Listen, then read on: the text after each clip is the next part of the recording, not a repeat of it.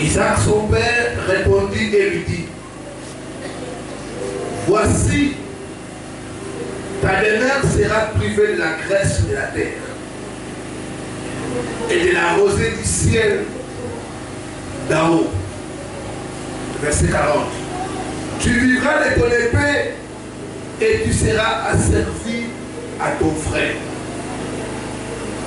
Mais en errant librement ça et là, tu briseras son joug de dessus ton cou. Dans l'autre version, on dit, quand tu seras fatigué, tu briseras son joug de dessus ton cou. Que Dieu bénisse sa parole. Amen.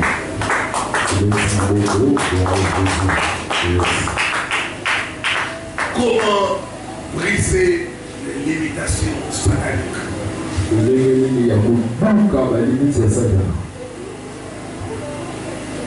C'est la grande question que nous allons répondre cette semaine.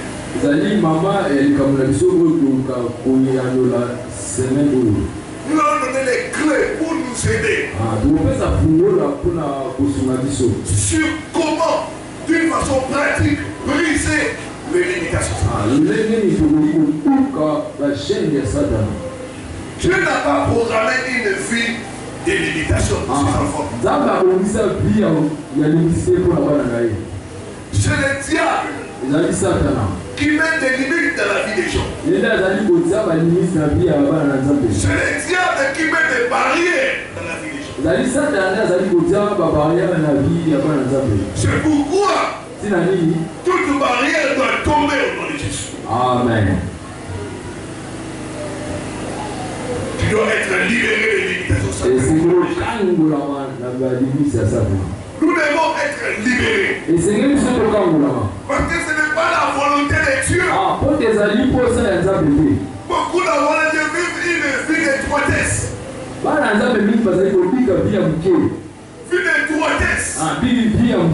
ne peuvent pas faire de grandes choses. Ils sont comme condamnés à la médiocrité. Ils sont condamnés à la souffrance. Condamnés à l'échec. Condamnés à la maladie. Nous devons refuser cela au nom de Jésus. Ce n'est pas le plan de Dieu pour nous. Notre Dieu est illimité. Il veut aussi que nous puissions vivre une vie sans limite. Amen. Mais quelles sont les clés pour avoir la victoire, pour briser les limitations sataniques? La première clé que nous allons voir, c'est la prise de conscience. La prise de conscience. Vous devez vous réveiller. Vous devez vous révolter face à votre situation, face à votre état.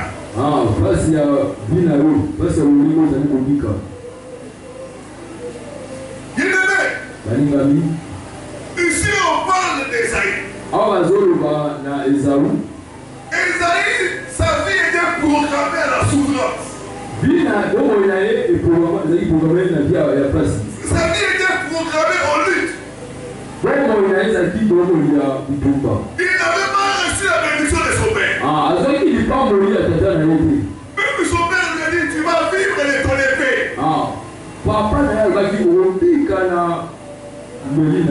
Tu dois combattre. C'est ça ta vie. Parce que la bénédiction, son frère cadet a volé cela. Il dit, toi tu vivras de ton épée. Tu seras dominé par ton frère. Mais sache une chose. Les jours où tu seras fatigué, les jours où tu seras sans repos, les jours où tu dis assez c'est assez, c'est les jours où tu diras je suis fatigué de cette situation. C'est ces jours-là que tu auras ta liberté. tu auras ta liberté.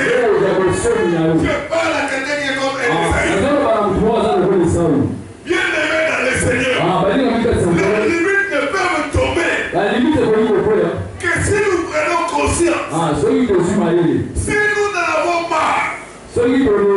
Si nous disons que c'est assez. C'est le premier pas pour la délivrance. Beaucoup trouvent leur situation normale. Beaucoup de gens même accoutumés à la situation.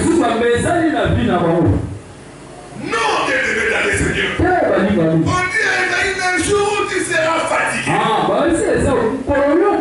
Le jour où tu seras sans repos. Ça sera le jour de ta libération. Bien-aimé dans le Seigneur. Le diable ne fois procède par l'aveuglement. Le diable peut vous aveugler. Il peut vous bander les yeux. Pour que vous puissiez trouver votre situation normale. Alors que ce n'est pas normal. Alors que ce n'est pas la volonté de Dieu. Tu peux être là. Tu vis une vie remplie. Et tu crois que c'est la volonté de Dieu. Non. Dieu dit que tu prêteras beaucoup de personnes. Et tu n'en prêteras point. Bien-aimé dans le Seigneur. Tu dois comprendre. L'aveuglement doit tomber. Beaucoup de gens sont là dans l'église. Parce que c'est comme ça dans notre famille. Non, c'est comme ça dans notre famille. Les femmes vont en mariage. Et puis on les chasse. Ça a commencé par notre grande sœur. C'est comme ça dans notre famille. C'est notre destin. Comment Dieu peut te décider la souffrance? Comment Dieu peut te décider la maladie? Ce n'est pas ta destinée. Ce n'est pas Dieu, c'est l'ennemi. Cessez de considérer votre situation normale.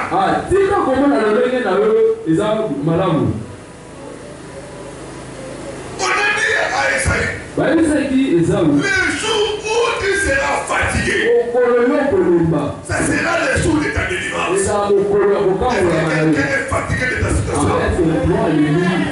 Est-ce que quelqu'un peut dire assez, c'est assez? Trop, c'est trop.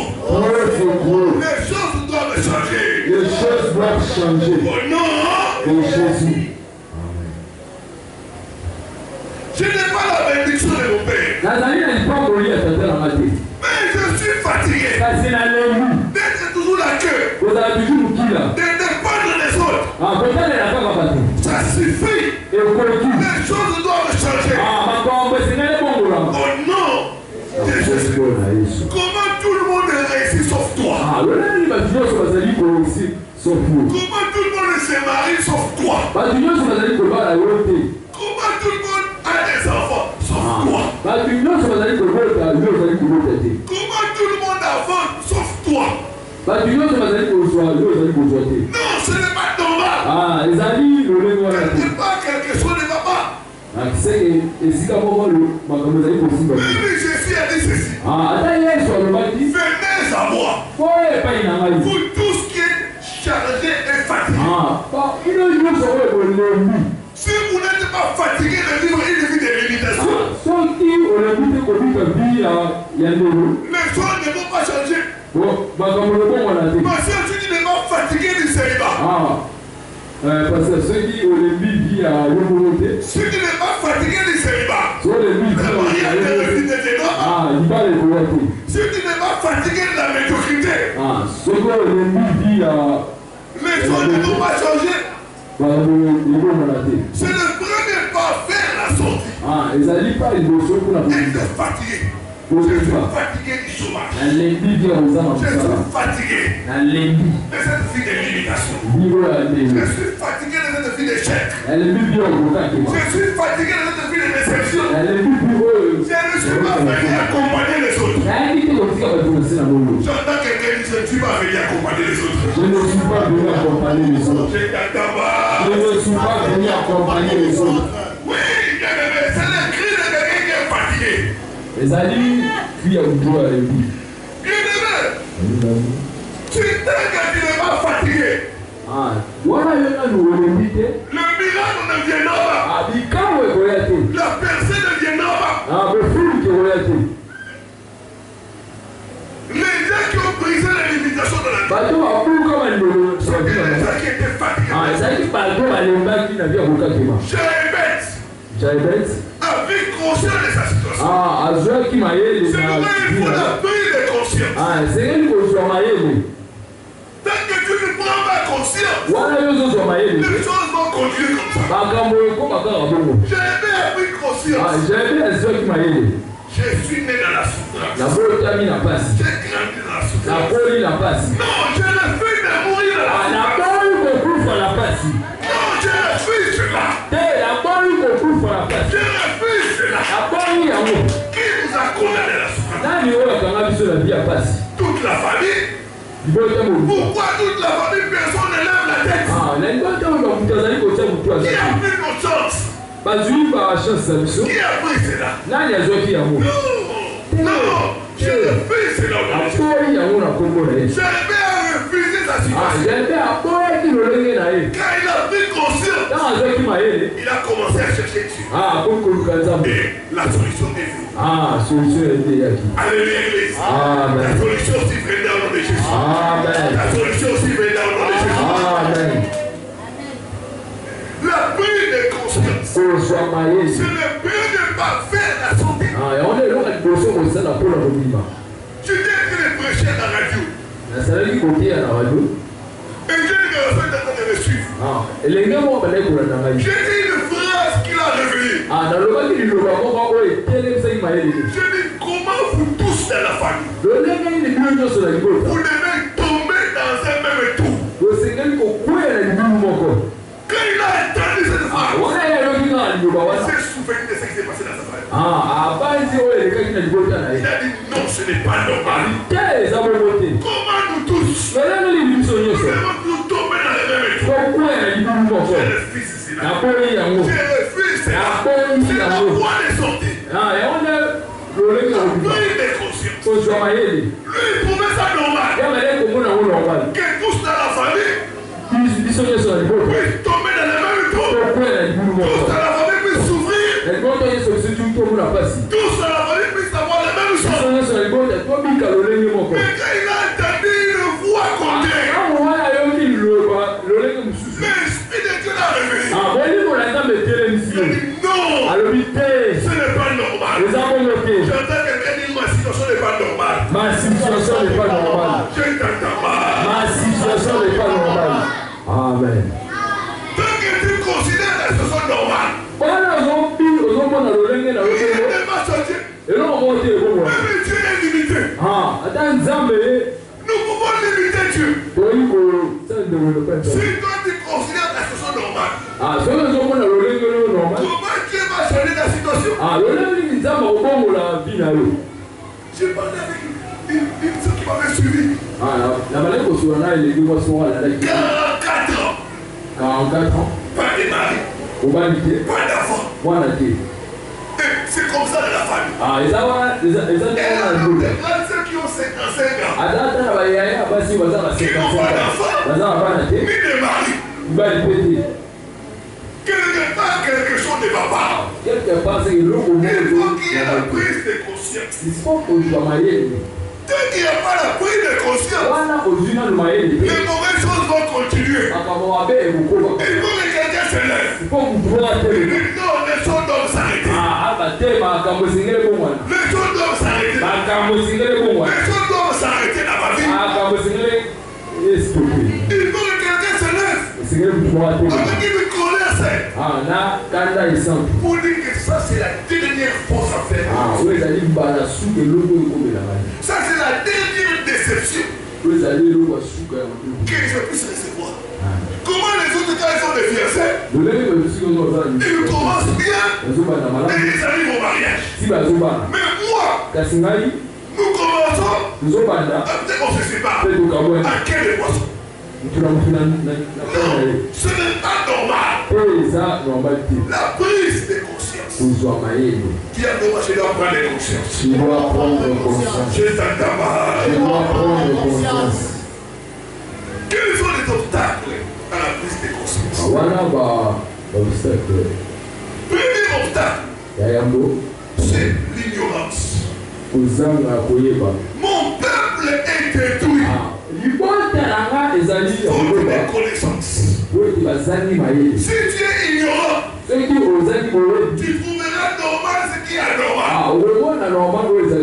Si nous devons rechercher la connaissance de la parole de Dieu, dans la lumière de la parole de Dieu, nous commençons à comprendre que ça, ce n'est pas normal. J'ai parlé avec une personne. Lui, il dort. Il voit quelqu'un qui est décédé.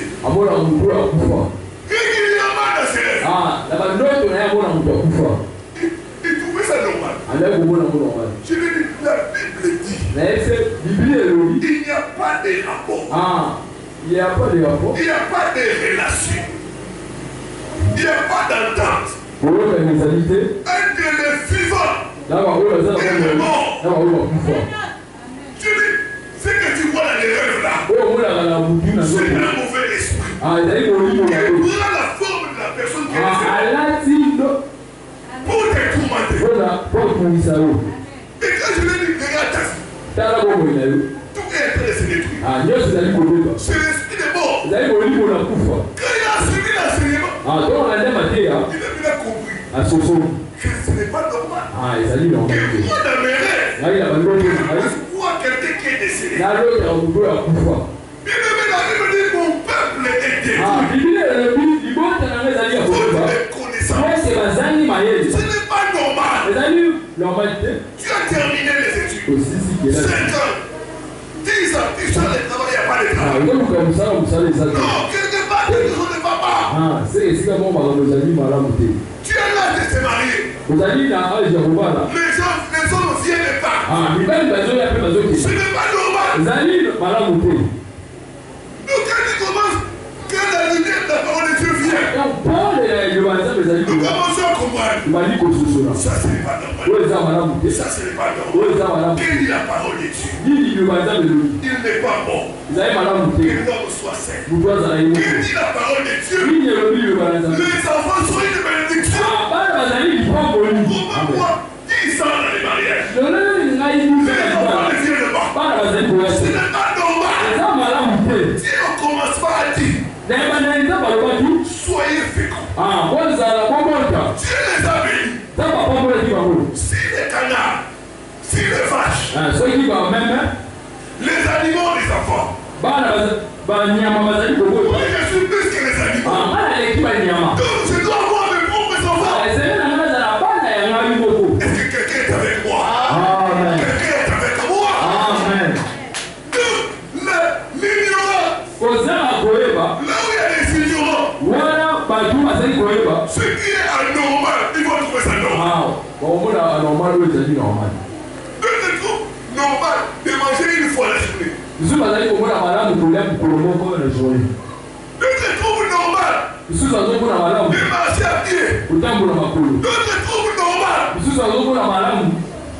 Quand tu veux voyager, il n'y a pas de visa, il n'y a rien. Tu es toujours limité.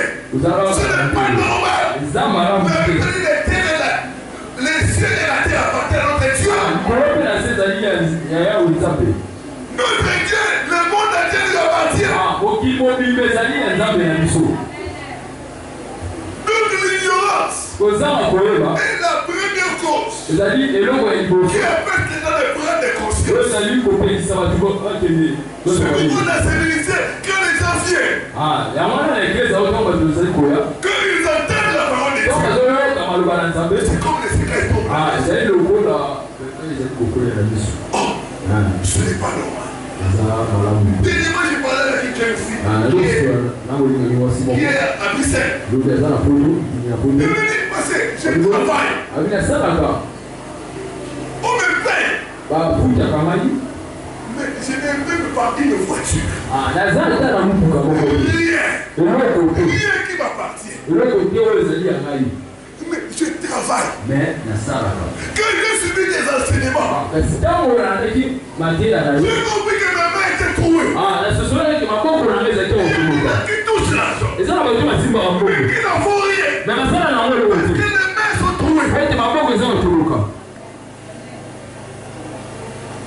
Mon peuple est détruit. Faute de connaissance. Faute de connaissance. Donc le premier obstacle qui empêche dans les bras de conscience, c'est l'ignorance. Nous devons même commencer à mener une vie de dette.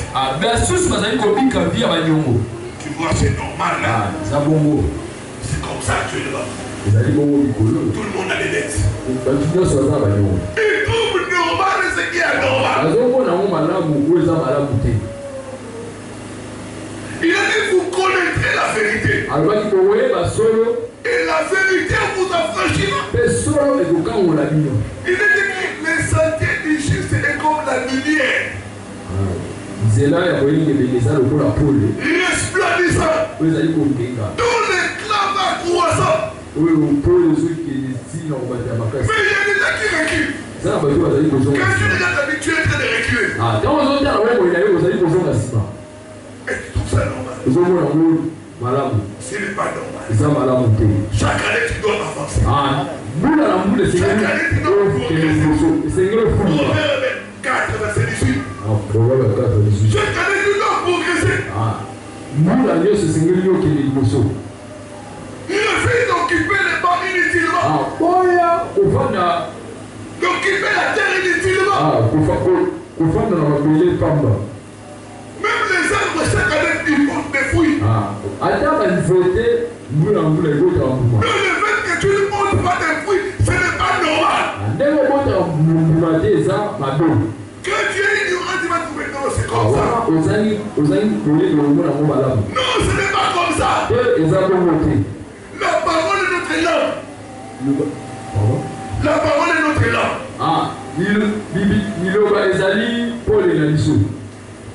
Amen. Amen. Ça c'est le premier obstacle à la prise de conscience. Tant que les gens sont ignorants, les gens vont trouver normal ce qui est anormal. Vous voyez tous dans la famille, vous divorcez. Vous trouvez ça normal. Vous êtes des belles femmes. Il n'y a pas de mariage. Vous êtes des hommes intelligents. Il n'y a pas de progrès. Et vous trouvez ça normal. C'est l'ignorance. Deuxième chose qui empêche les gens de prendre des consciences, c'est les justifications. Les gens commencent à les justifier. C'est la conjoncture. C'est comme ça dans les pays.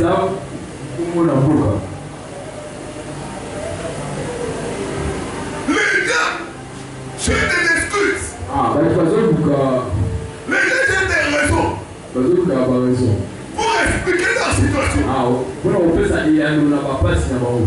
Non, c'est le corps humain. Vous voyez, le corps, c'est comme ça. Tu peux te réveiller, tu as un cancer. Tu peux te réveiller comme ça. D'ailleurs, nous tous, nous sommes des malades ignorants. Les gens commencent à inventer des théories pour expliquer leur situation. Pour se justifier. Pour chercher un nom à ce qui est anormal. Pour donner des explications. Tu vois, l'argent maintenant, c'est difficile. Mais regardez les gens comment ils font pour acheter. Comment les gens construisent. Comment les gens achètent des véhicules. Et quand tu es en train de te justifier, c'est la crise. C'est une crise là depuis que nous sommes nés. Il y a toujours la crise. Mais les gens, c'est la crise. Mais comment la crise, d'autres réussissent, d'autres font des exploits. Certes, c'est justifié. La justification, c'est pour nous endormir. Tu vas passer maintenant. Les mariages deviennent difficiles. Si tu as quelqu'un qui il faut s'accrocher. Ce moment où tu vois où ça réveille, il faut porter calme. Maintenant, oui, c'est passé.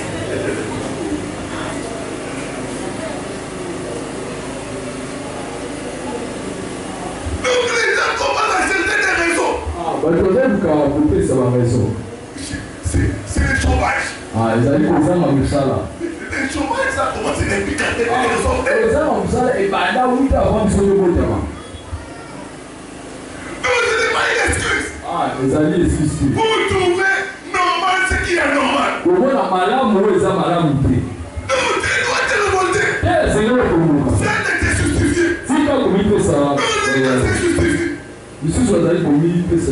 Non, c'est la crise. Mais la crise ne se termine jamais. Esaïe 8, verset 12 à 13. On va lire ça. Esaïe 8, 12 à 13. Ma Bible me dit ceci. N'appelez pas. À partir de verset 12. N'appelez pas conjuration. Tout ce que ces peuples appellent conjuration. Ne craignez pas ce qu'ils craignent.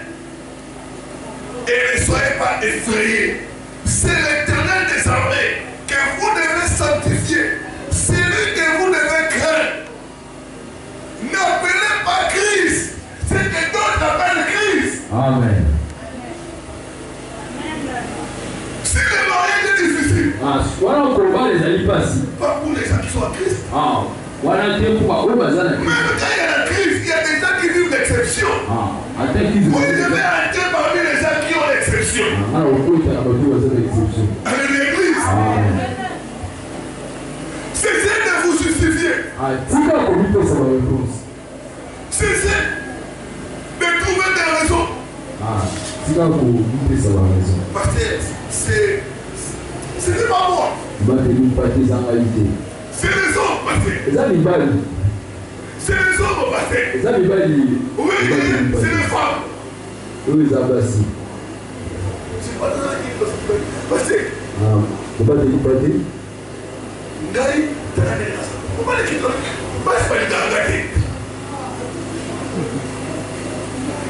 Quelque part, quelque chose ne va pas.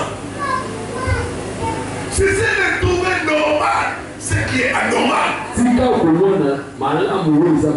de donner des raisons. Dès que vous donnerez des raisons, ça va vous endormir. Non, c'est comme ça.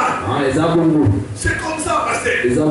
C'est comme ça dans notre famille. Mais il y a toujours quelqu'un qui change les choses.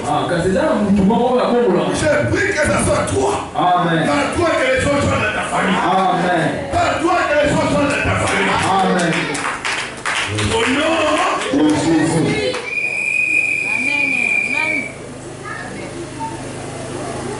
Troisième raison qui appelle le manque de prise de conscience, c'est un obstacle. Donc vous allez trouver des raisons. Il n'y aura pas de choses. Vous allez commencer à vous consoler. Trouver des raisons de fausses consolations. Tu vois quelqu'un, il est là. Il commence à dire, hey, gloire à Dieu, je suis passé dans ces problèmes. Le fait que vous soyez nombreux, est-ce que c'est la solution?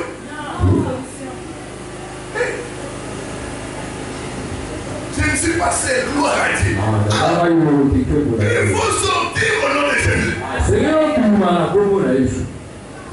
Parce que mon problème, c'est général.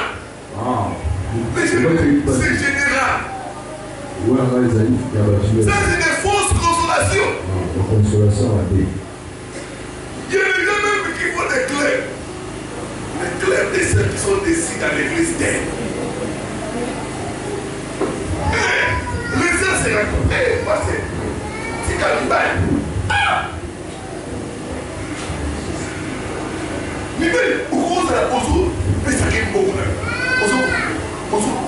Pas que les biens. Mais à ce lieu-là. Nous sommes dans la musique à des cas. Mais n'a pas de camarade d'ailleurs. Tika. Nous sommes. Tika passé. Mais d'hôpital. Mais d'hôpital.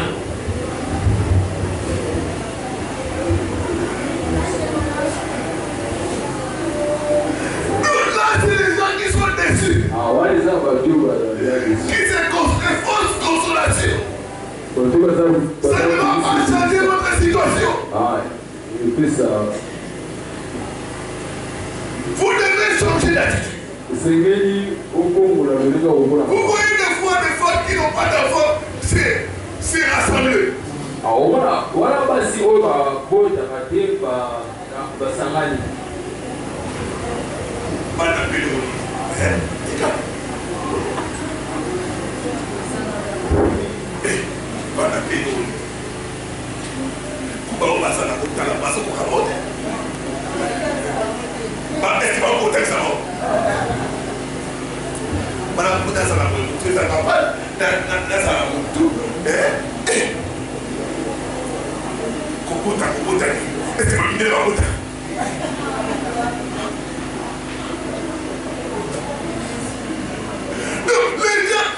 C'est pour des fausses consolations.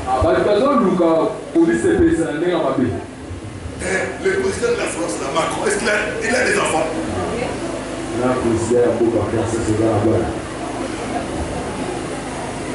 La femme là, qui est Premier ministre, Grande-Bretagne, est-ce qu'elle a des enfants? Bon garçon, la quantité. Non, tu es en train de te consoler. Je vois aussi certaines femmes.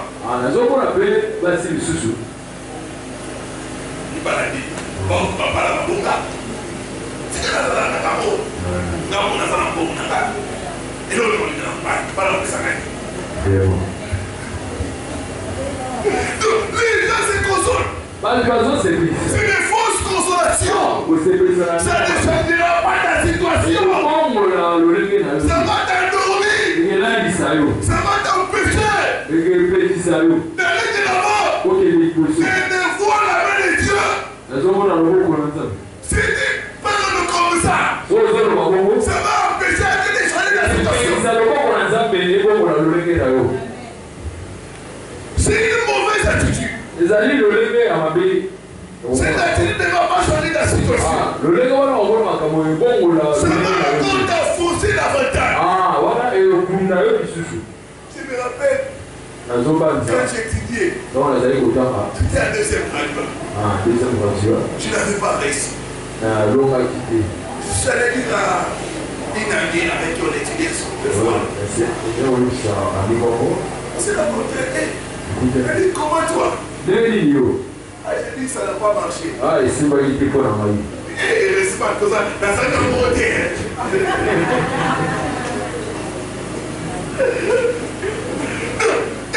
Elle trouvait que le fait qu'elle aille monter, elle s'habillait. Le voyez sur Bibi Sangaï. Bibi Sangaï. Amen. Le fait que mon âme va te mêler, ça ne change rien. Amen. Ok. Si vous avez une amour, ça, vous voulez quand ça se suscite, peut-être que ça va te mêler, ça va. Ça va. Amen. Amen. Les fausses consolations. Non, bien-aimé. La vie, ce n'est pas comme ça. Si tu commences à te consoler, ça ne va empêcher à ce que ta situation change. Tu vas trouver normal ce qui est normal. eza malamu. Tu vas t'habituer à ta situation. Omesana na basi na yo. C'est une mauvaise attitude. Ah, ezali lolenga mabe ya komona makambo. Les fausses consolations. Komisebelisa na ndenge mabe. Heureusement que je ne suis pas seul. Ah. Parce que c'est général. Parce que ça va finir aussi. Non, ce n'est pas général. Il y a des gens qui vivent bien. Qui vivent mieux. Ah, il y a des gens qui vivent dans la vie mieux que les actions. Ah, et ça va à tout moment. Ils t'aident à tout moment. Ah, on est cesse de trouver normal ce qui est anormal. Troisième chose par laquelle nous allons terminer pour cette première partie des prises de conscience, s'accoutumer à sa situation. On s'habitue.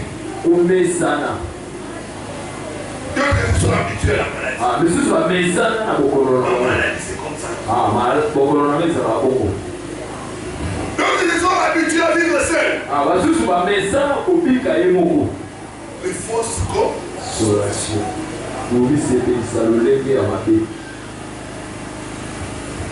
J'ai partagé avec une personne là. m'a dit, j'étais en train de prêcher sur les pensées. Il dit, passer, tu vois. Moi, quand je suis seul, pour me consoler, je regarde les films pornographiques. Pour me consoler. Mais quand en vous suivant, j'ai trouvé que ce n'est pas normal. Le problème d'être seul, c'est mauvais. Il faut combattre les problèmes. Il faut problème. Il y a des gens qui se consolent du chômage. C'est pas chez l'ami là qui n'a pas de travail. Vous commencez à causer.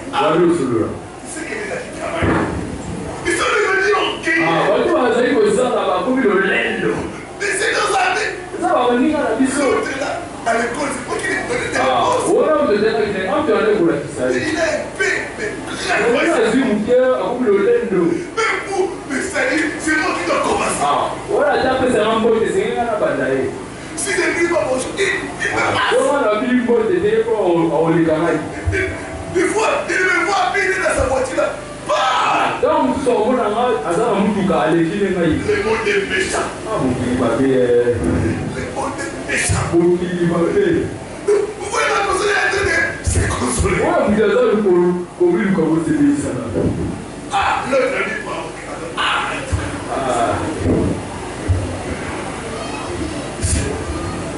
Ils oublient que la vie c'est tour à tour. Même s'il dit tour à tour, mais quand tout vient d'accord. La vie c'est tour à tour.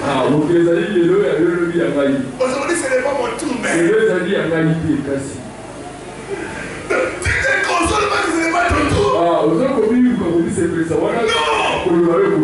fait c'est l'ordre. Le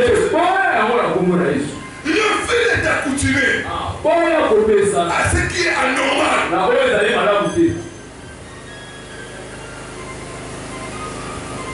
Vous verrez déjà, même manger. Comme j'ai vu quelqu'un là, il procède avec les... Voilà, les braises. Il n'y a pas de même chose là, parce que je suis déjà habitué. Et je refuse de m'accoutumer à ce qui est vrai. Je refuse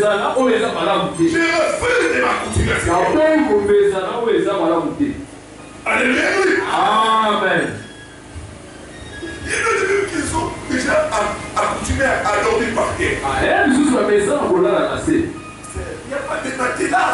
Il n'y a pas de lit. C'est déjà habitué. Donc il ne faut pas t'habituer au mal. Alléluia. Amen. Ne t'habitue pas à la médiocrité. Ne t'habitue pas à la souffrance. Vous savez, l'habitude c'est une seconde nature.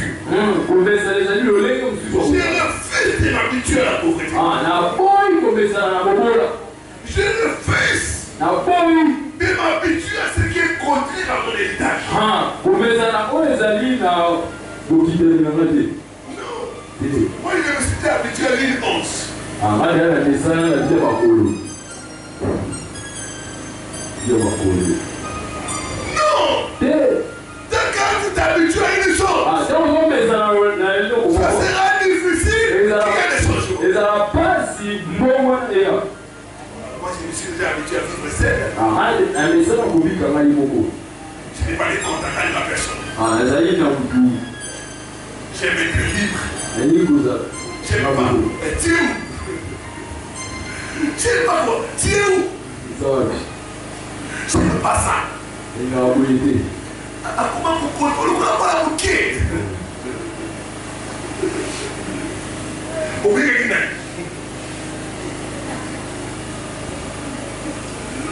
Oui, ça est bien malin. Oui, j'ai été livré. J'ai été appelé qui s'est fait. J'ai fait à quelle heure j'ai fait. Non, il ne faut pas s'habituer à ce qui est mauvais. Le fait d'être habitué à ce qui est contraire à la parole. Nous se sommes habitués à la santé. Tu trouves normal.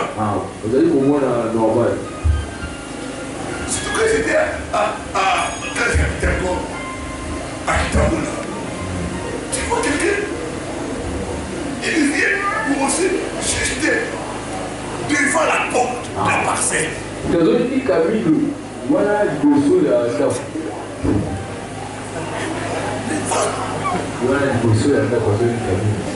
Est-ce qu'on fait la publicité quand tu poses les dames? Pourquoi tu laisses la parcelle? Tu dis, un coup de... Ah, bah ça n'est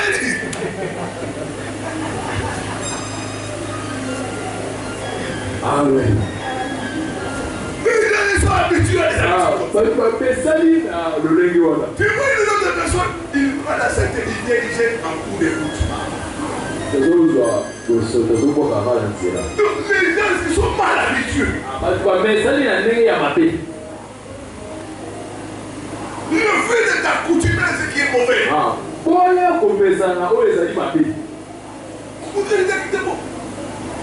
Des fois tu viens comme ça, il n'y a pas de pouvoir. Moi je ne sais pas quand il n'y a pas de pouvoir. J'appelle les jeunes garçons qui réparent le pouvoir. Moi, je ne veux pas dormir dans les noirs. Des fois tu vois même ça demande même $5. Tout l'avenir dans les noirs. Personne ne veut contribuer. Moi, quand je dis, non, ce n'est pas normal. Dieu est lumière. Qu'est-ce qui ne va pas? Tu donnes l'image. On révèle la lumière. Des fois même, c'est les jours de votre délestage. Non, parce qu'il y a peut-être quelque chose comme ça. On dort avec la lumière. Il ne faut pas t'habituer à ce qui est mauvais. Tu dois refuser la médiocrité. Tu dois refuser ce qui est anormal. Le fait de t'accoutumer, ce n'est pas ta seconde nature. La pauvreté, ce n'est pas ta seconde nature. Tu dois refuser la pauvreté. C'est là où le limite tombe. Quand tu commences à trouver les choses normales, les choses vont délirer comme ça. Année après année comme ça. Non, ce n'est pas normal. Je refuse cela. Ce n'est pas, c'est contraire à la parole de Dieu, c'est contraire à la volonté de Dieu pour moi. Est-ce que quelqu'un peut ce soir dire assez c'est assez? Je suis fatigué. C'est ma maladie. Je suis fatigué. L'échec. Je suis fatigué. De la médiocrité. Je veux sortir. Seigneur, fais-moi sortir. sortir. Que les limites tombent. Les limites tombent. Au nom de Jésus. Au nom de Jésus. Maintenant, nous devons. Amen. Alléluia.